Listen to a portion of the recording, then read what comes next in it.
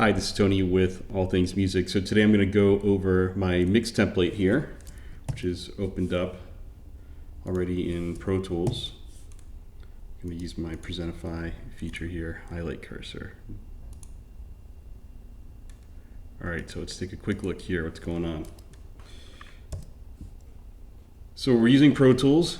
It's the DAW that I use for mixing. It's actually the DAW I use for everything, or the DAW. As we can see here, there are no instrument buses. So if we take a quick look at everything, you'll just see a folder, but no instrument buses. So I'm going to talk a little bit about my mixing philosophy. One, let's talk a little bit about, so I already mentioned I don't use instrument buses. I work a lot with VCAs. Everything is feeding this bus master here. So while I don't do what we call top-down mixing per se, the one thing I do is I mix into a limiter and or compressor on the master bus. And the reason why I do that is that when I started off mixing, when I was younger, when I would put a compressor on the master bus at the very, very end, the mix would just not work anymore. So I learned to mix into the compressor on the master bus, but I'm not putting processing on any instrument buses because I don't use instrument buses. And some people might ask me why that is. They said, don't you feel it'd be easier to dial in the sounds you want? No. I've worked with all sorts of different types of mixing philosophies, and the issue I found with putting processors on instrument buses like EQ and compression, you've got a bunch of instruments feeding one track. And in fact, I'm going to, let's see if I can use this feature here. Annotate screen. So you could have several tracks feeding one bus, right? And then it's all going to go into this. And you put processing on that bus. So let's say I'm going to add EQ and compression. At some point though, I'm going to have to go here and then fine tune that EQ or compression. And then this is going to affect how at least compression on here works, and I have to tweak this again. And then I may have to go back here and then tweak that again, and so on. So it kind of becomes this game of back and forth, and it just doesn't work. So it's easier for me to have everything dialed in at the individual track level and then going into the master bus. So, and I'm just going to draw this. It's going to go all here to that and going to a master bus. I'm going to write the sigma symbol. Everything sums together. So that's why I don't do that. I've tried top-down mixing, as people call it today, mixing using instrument buses. It's just, for me, it's been too time consuming, or way more time consuming than traditional sort of bottom-up mixing. Granted, I do mix into a compressor limiter. But also the other issue has been a small change on a group like this. Like, let's say this is your guitar track, right? A small change of maybe, and I'm not kidding when I say this, of maybe raising the volume of everything, maybe as little as say, like say 0.1 or even 0.2 dB, can completely, it's either too much or too little. So whether I'm boosting or I'm cutting, it's too much or it's too little. So that became kind of a pain, and also just made my mixes sound smaller because I've got compression going on here, and then I got it going on here, and then I've got all this other stuff. I've got all this processing on top of processing. So you really don't want to have a ton of processing. You actually want to minimize. You want to get as much done with as little as possible. So I'm going to stop annotating the screen. Anyhow, so here everything's going into this Duros, but actually I'm going to go into that later. As you can see here are all my VCA faders. So going back to highlight the cursor so you can see that here. All right, let's start off with the vocals. For the vocals, I've got the Waves Nls Channel, the VMR. That's when I was using the Slate Digital mic. That mic I'm going to be using it less and less.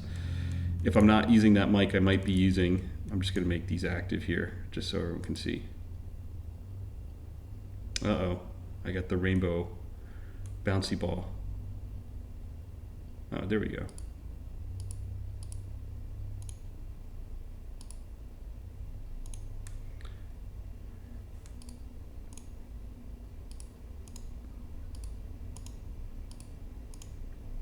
So for the record, I don't use every single plugin.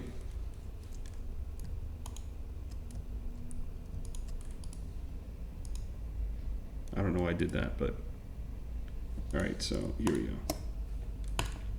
Waves NLS channel, if I want to use it, depends on the recording that I have. If it's already gone through some kind of preamp, I may not use this. So Waves VMR, I will use some kind of preamp emulation if I don't like the Waves preamp emulation.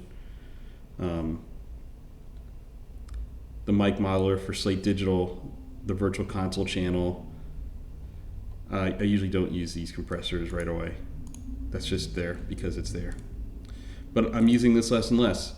If I feel like it, I tend to gravitate more towards the Waves NLS nonlinear summer, which emulates a a SSL console, a API console, and then a Neve console.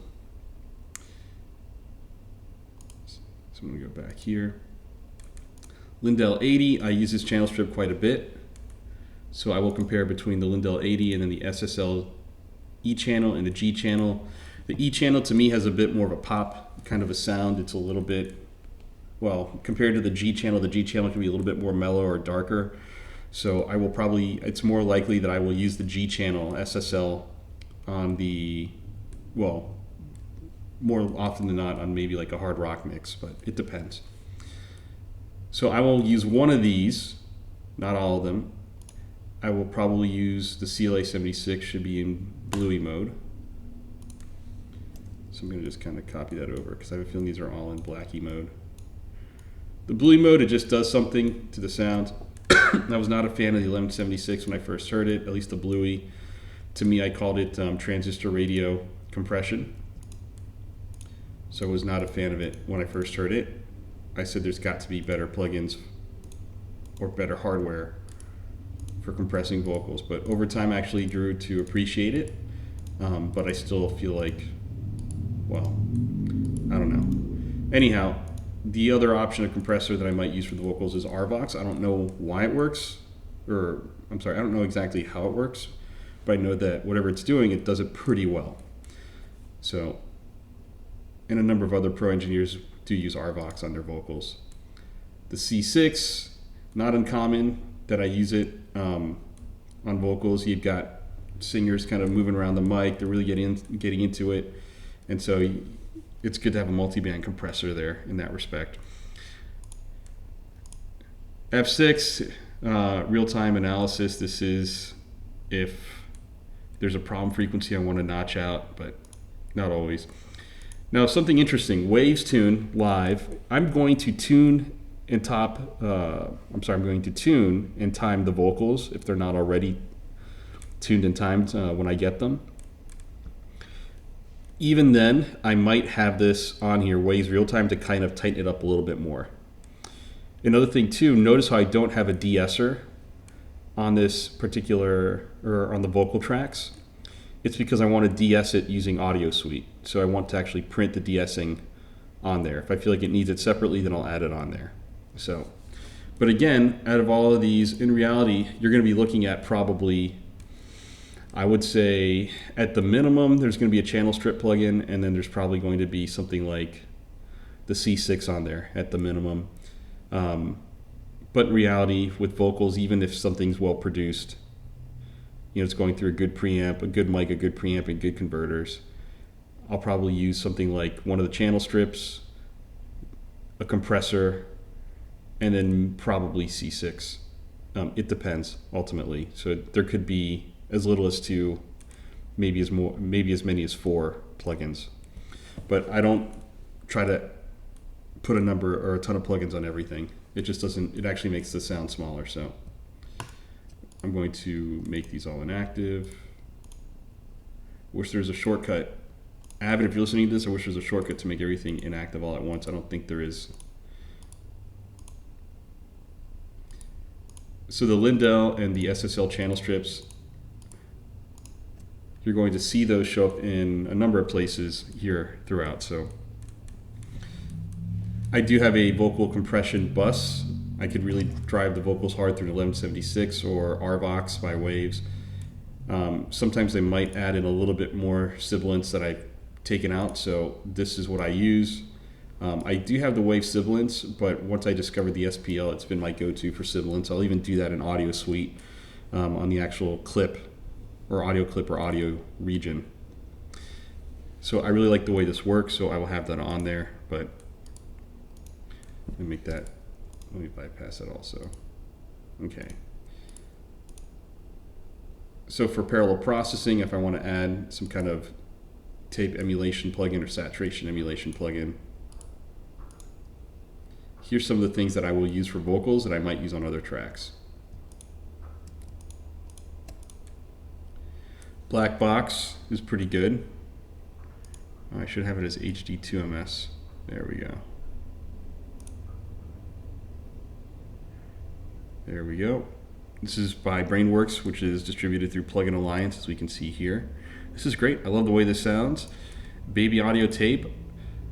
There's a non-linearity to baby audio tape, which I absolutely love. To me, this is more like the sound of tape, or at least that sort of unpredictability, that non-linearity that I expect from tape. So I love this. I use it on a lot of my mixes, along with Black Box. And then soft tube tape I was using for a while. It has some application still. It's not uncommon. I might use it on something like bass. So I seem to like it particularly on bass. Different formulation types have a different sound. Same with tape speed, but I'll probably crank this up, close to getting a little bit hot, and I'll experiment with the different tape formulations. So A and C seem to get used the most. I do use B from time to time. I think I tend to like the B formulation on bass. So I will see what sounds best pertaining to the track that I'm getting.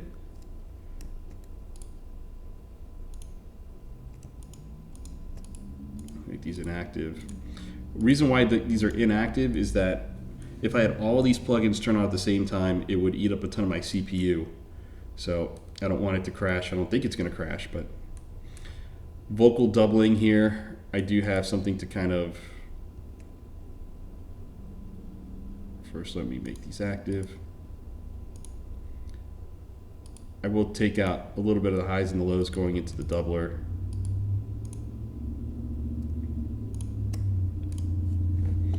I've got this template here. It really should be more for effect sends, but oh well, it's on there in case. H3000 tripler, as you can see, it's already set there as a default.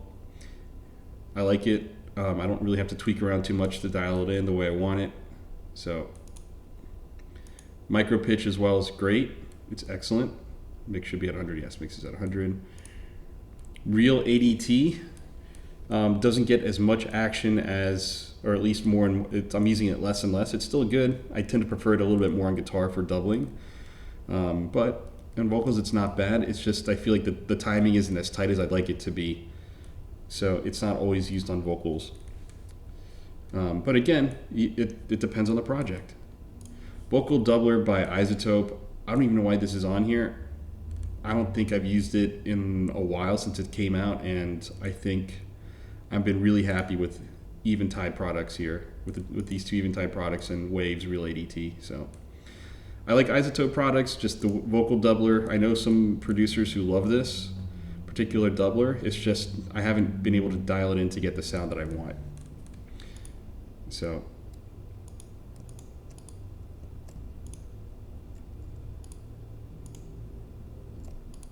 I'm gonna make these all inactive here. I've got a second doubler track and so on. I've got an imager track. It's subtle. I don't even know how often I use this. Open all of these up here. Isotope imager, that's fine, but again, I don't really use it that much.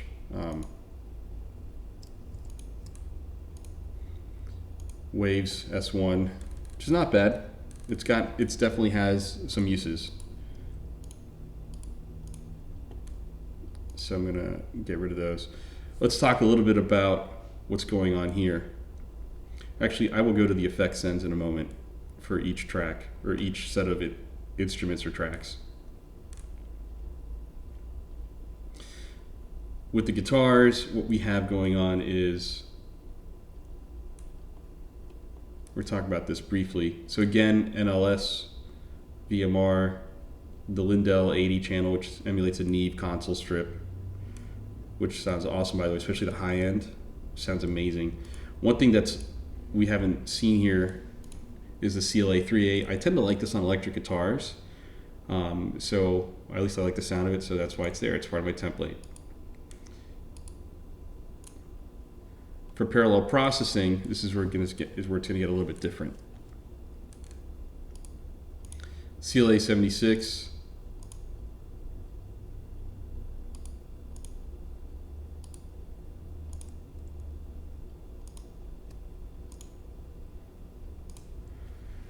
So the solid state logic, LMC listed mic comp, that could be something I use in parallel for parallel compression with the guitar tracks. Tokyo Dons, or Tokyo Don Labs, or TDR Tokyo Don Records. This is kind of an interesting animal. I'm still kind of fooling around with this. Dialing it in takes a little bit of finessing, but it's a pretty good compressor. Another BrainWorks plugin, Distributed Audio Plugin Alliance, is the Vertigo Quad Discrete VCA compressor. I've gotten some use out of it. I feel like I use it a little bit more on the drums, but it's not bad. The CLA-76 should be in Black E mode, yep, for guitar. So for parallel processing for a saturation emulator, oops, not bypass, I might use the decapitator, but again, black box, HD2MS, or baby audio tape or soft tube tape could be options as well. Same with same with the doubler track here, the same plugins as I mentioned for the vocal tracks. So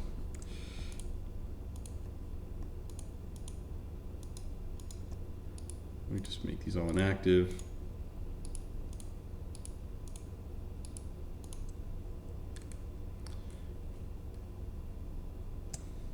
Right? So this is part one. I'll be back with part two here shortly.